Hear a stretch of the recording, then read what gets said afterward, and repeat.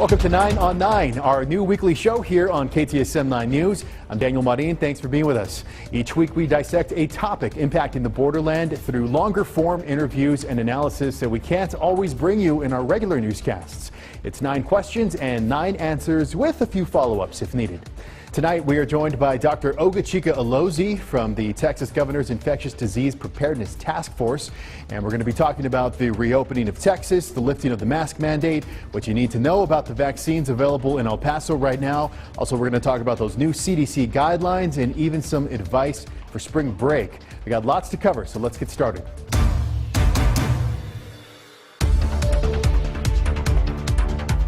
All right, Dr. Alozie, thank you so much for being with us tonight. Thank you. So Governor Abbott has reopened Texas 100%. The mask mandate is reversed. What do you think about that?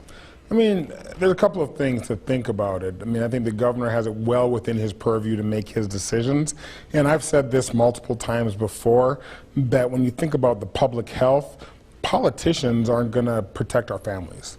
They're not going to protect our kids. And so each individual really has to make a decision on what are the things that protect them. And what I really prefer to have a conversation about is throughout the COVID process, we've kind of gotten stuck in this do or don't do, right? You're a good person or you're a bad person because you wear a mask or you don't. And I think that what we're finding is that we kind of failed with it, right? It's why we had all this dichotomous aggression. And everything you do has a relative risk. And each individual has to decide what that risk is. I mean, if you're outside, your risk is really zero, essentially, right?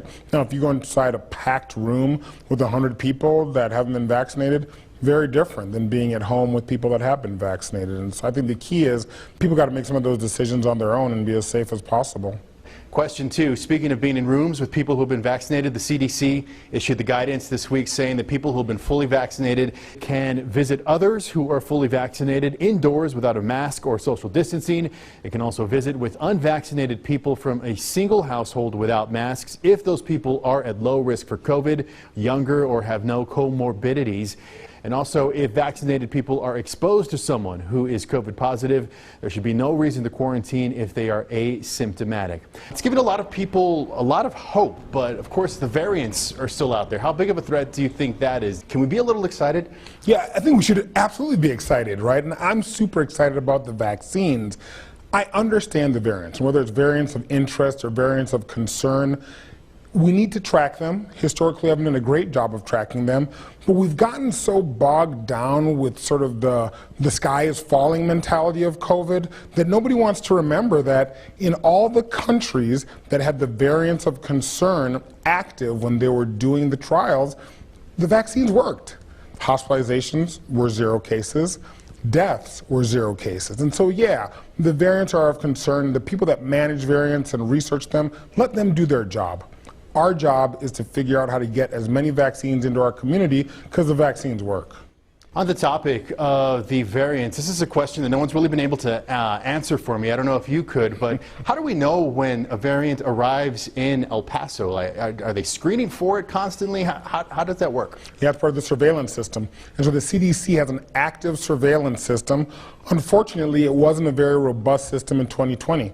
One of the changes with the CDC is that they're deliberately and actively getting those samples sent to their research labs. And the research labs have the ability to determine whether it's the UK variant or the South African variant or the Brazilian variant, and they're looking at it. Right now, the variant is estimated to be anywhere between 15 to 25% in the United States, and in Houston it seems to be rising even more.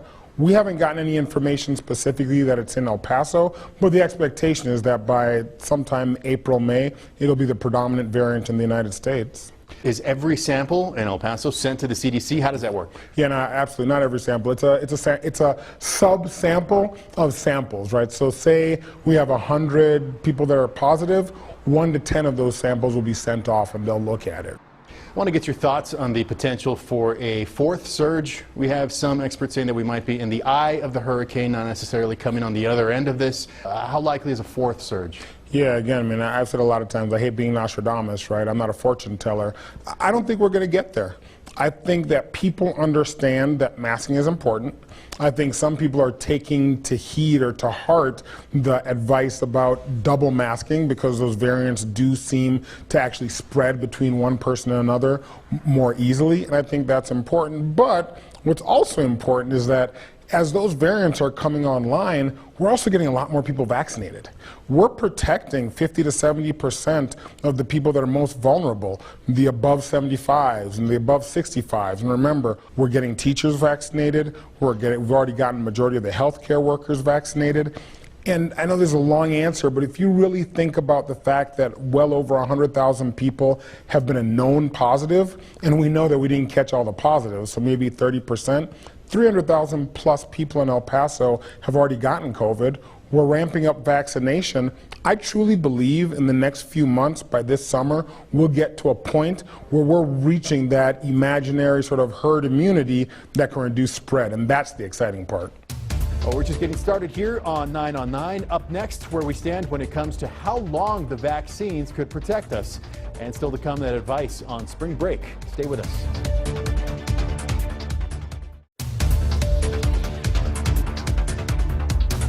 The simplest things, like a cloth face mask, prevent the spread of the virus and help us protect each other. We had such divisiveness in our country that even simple common sense public health measures took on a political connotation.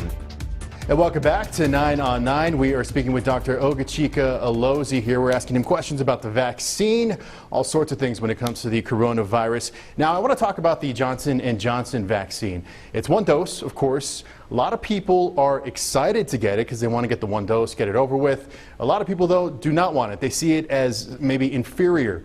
What do you think about that? Yeah, again, this is one of those failures in sort of communication 101, so focused on that sort of bottom line number of efficacy, right? The clinical trials, 95 versus 72%. But I think people need to understand that the reason COVID-19 or SARS-CoV-2 as a virus caused a worldwide pandemic that put us all out of sorts in 2020 wasn't because it causes sniffles and body aches and joint pain. It was because it could kill people. It was because it could overwhelm our hospitals. If you look at that as a driver, all of these vaccines to date have had no cases of death and no cases of hospitalization. Now, I'm not saying that people should get one or get the other, but if I had my choice, one shot that's going to protect me and my family against dying, I'm going to get one shot over two shots, especially if you consider the fact that there are multiple people that have gotten one shot and now can't get a second shot. And so again, we as physicians primarily, public health, and hopefully the media will understand that are there questions of efficacy? Yes. But again, we're not in this situation because of a cold and sniffles. We're in this situation because of hospitalizations and death. And in that area, all the vaccines are the same for now. A lot of people still wondering whether someone who is fully vaccinated can transmit the virus to others. This is, of course, a big question that we need an answer to. Where are we in that process about finding out? Yeah, the CDC issued that guidance yesterday, and I think it's just version 1. It's chapter 1 of this conversation, because the CDC's job is not to be a venture capitalist and guess. They're not supposed to be bullish or bearish about it. But I think what we do see is whether it's from the Moderna data, the Johnson & Johnson, AstraZeneca, and those are trials, or just look at the real world data from Israel, the Mayo Clinic's published, we're seeing it in the United States. In people that are vaccinated, the transmission and asymptomatic ability to carry is reduced, a minimum of 66%. Some people are estimating 80 to 90%. So again, I'm really excited about what the vaccines can do. 2 vaccinated people, 10 vaccinated people 2 weeks after their second dose, get together, engage. We have to give people that hope that the vaccines are going to get us there. Because here's the reality. If you get a vaccine and you have to do everything you did in 2020, what's the point of getting a vaccine? And I think that is where we're going to get people that are younger, potentially at less risk, to get the vaccine. Because if they understand that they can spread less, that gives them another reason to get it, to protect their friends, families, and coworkers at work. What do we know right now about how long the protection lasts? Is this going to be something that we need to get every year alongside the flu? Maybe just a booster once every 5 years? What do we know? Yeah, I think it's a little bit too early. I mean, sort of the common mantra is 90 days. But I think we're really seeing from a lot of data that's out there, it's not about the antibodies. It's about the T cells. And the T cells have multiple branches, whether natural killer or helper cells. Those seem to last much longer. We have data from other viruses, and especially the 1918 pandemic, and people that lived through it, that they still had T cells tested now, right? And so we may need a booster if these variants actually do become a concern. But all the data, again, right now shows that the vaccines are able to produce antibody levels much higher than the variants can escape from. Exciting news. Again, variants, schmariants, we can't get wrapped up into all that. Get the vaccine when you can. Protect yourself for today. Let the scientists and the science worry about what happens a year from now or 2 years from now. We can't worry about 2 years from now when we haven't figured out today. And get whichever vaccine they offer you, right? Absolutely. I mean, if you're going to get J&J, Moderna, Pfizer, whatever's available, take it. Don't be a vaccine snob. That's just, I mean, that's biting or cutting off your nose to spite your face. All right, we're going to have some more questions for Dr. Alozie when we come back. You are watching 9 on 9 here on KTSM 9 News. Thanks for being with us.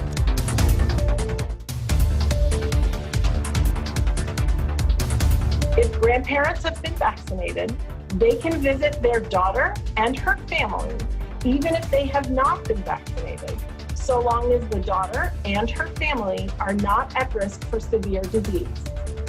And welcome back to 9 on 9. Tonight we are talking to Dr. Alozie about the progress that we are making when it comes to vaccines and all things COVID-19 right now. How would you say El Paso is doing when it comes to administering vaccines? Yeah, I mean, I know there's a lot of frustration in the community about, hey, I can't get a vaccine, I call, I get online. Understood. I think we do need to pat ourselves in the back even for a moment and remember that for our population, El Paso is doing the best in Texas. At the end of the day, the city, the county, whatever clinics, they don't determine supply. Supply comes from the national government to the state, then the state distributes it however they want to. And so what we know about El Paso is that we get vaccines. We know how to give vaccines. When the supply comes in, it's given out. And so people need to be a little bit patient. We reached out to some of our viewers for questions, and one of the questions that we got is people who have had adverse effects to antibiotics. What do they need to know about getting a vaccine? Yeah, from an antibiotic standpoint, there's no reason to be worried or believe that antibiotics affect vaccine either efficacy, how well it works, or is going to drive any side effect. I think there was a recent article out of the New England Journal of Medicine, over 250,000 people, 11 reactions. We have some of the CDC data that shows about 2 to 3 million people, less than 0.1% reactions, all were fine. And so antibiotics are not a driver of any of that we're aware of right now, and so that shouldn't be a problem.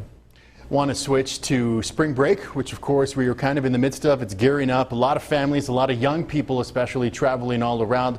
What would be your advice? Just stay home? Can you do it safely? Yeah, I think we need to sort of get away from the one way or the other, right? I think there are multiple flavors to this. Now, there are families that are vaccinated, they're going to travel and they're going to engage because they're protected. And I don't think you can fault them for that. Younger kids, people that have younger children, whether it's in college or even younger, again, they may decide that they are willing to take the risk. Harm reduction is not about abstinence. Abstinence failed in the 80s and 90s around HIV, and COVID abstinence has obviously failed. And so again, if people are going places, they just need to be safe. They need to mask where they can, try to be outside as much as possible. We know that outside spread is limited, and take precautions. And I really think at this point in time, specifically because the vaccines are beginning to build up that protection in the population, that's all we can tell people.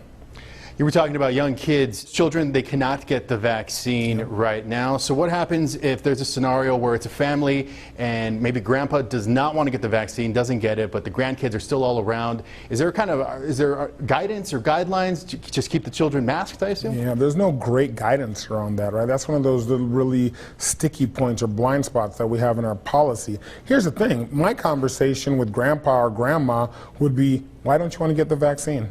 If you want to engage with your kids and your grandkids, Get the vaccine to protect yourself. You're the most at risk for hospitalization and death. We know that kids, especially kids under the age of 10, don't get as sick and they don't spread this as well, right? So again, families have to take those precautions. I would recommend that the kids mask around grandma, grandpa, because they're the most vulnerable, but they got to make some of those decisions on their own as well. We're going to be right back with some final thoughts with Dr. Alozie. You're watching 9 on 9 on KTSM 9 News. Stay with us.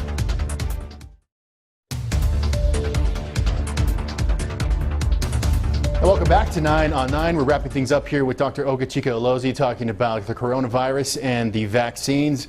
You're pretty optimistic, it seems, when it comes to all of this. Do you think we're going to get back to normal? When could that be? I guess it all depends on what we define as normal, right? I mean, you're talking about pre-COVID. We're not going to be in a normal state probably this year.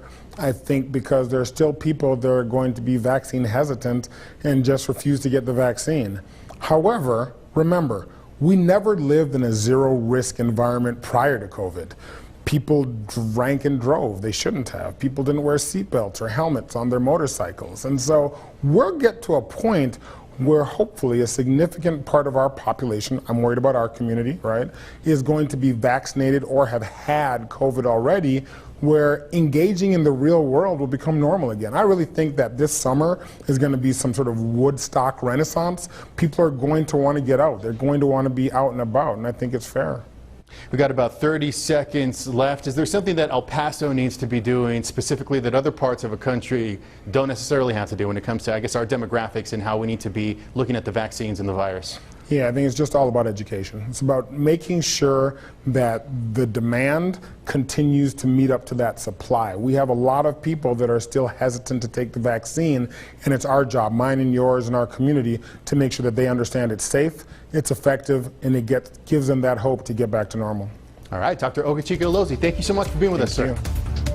And thank you for joining us on 9 on 9. Remember, if you have a topic that you would like to see us cover, just reach out to me on social media. I'm at KTSM Daniel Marin.